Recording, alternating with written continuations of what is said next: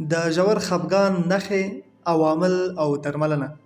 خفګان د وجود یو نورمال او لازمي غبرګون دی چې په عادي یعنی نورمال حالت کې د لنډې مودې لپاره دوام مومي، او دا حالت په رنځ کې نه شمیرل کیږي او د اندېښنې وړ نه وي.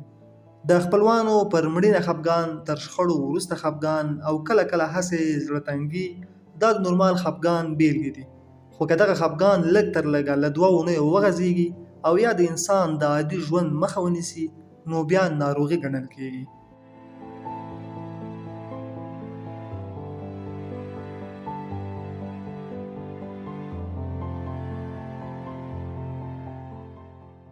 د ژور خفګان یعنی ډپریشن لاملونه.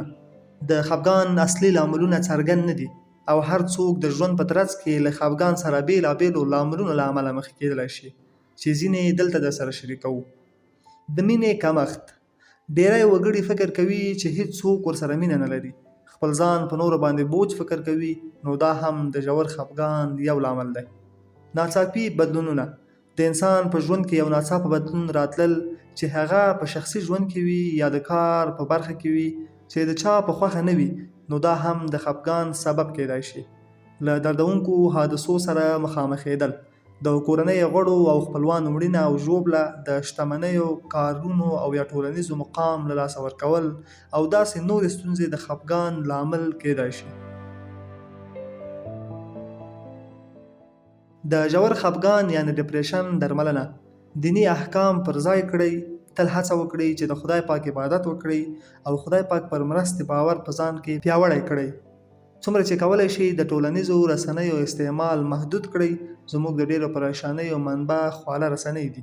بد خبرونه مه اورئ ځکه چې له ژوند مو زړه توروي. له ښو خلکو سره ناسته پاسته وکړئ. هغو خلکو سره کښېنئ او ناسته پاسته وکړئ چې مثبته روحیه نورو ته ورکوي، ځکه دا ډول خلک پر تاسې اغیزه لري او د دوی تاثیر خامخا مثبت او نیک وي. یو ښایسته باغ ته لاړ شئ، منظرې ته کښېنئ، د طبیعت ننداره وکړئ. د خدای جل جلاله په دې جالبه نړۍ باندې ځان په تفکر کولو کې بوخت کړئ. له طبیعت سره کیسې مو ذهن پیاوړی کوي او د فکر کولو ځواک درکوي.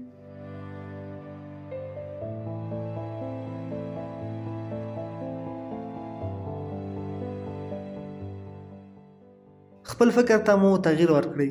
منفي فکرونو ته باید په ذهن کې ډیر ځای ورنه کړو او د دې لپاره ښه دا ده چې خپل ذهن په مثبتو افکارو او خبرو بوخت وساتو. ژوند ځان ته په زور مه سختوئ.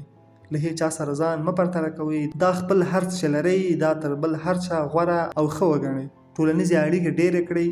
څومره چې خپلې ټولنیزې اړیکې او د خپلو شاوخوا خپلوانو او دوستانو ملاتړ درسره زیات شي او څومره چې اجتماعي شئ، هغومره درڅخه ژور خفګان لرې کیږي.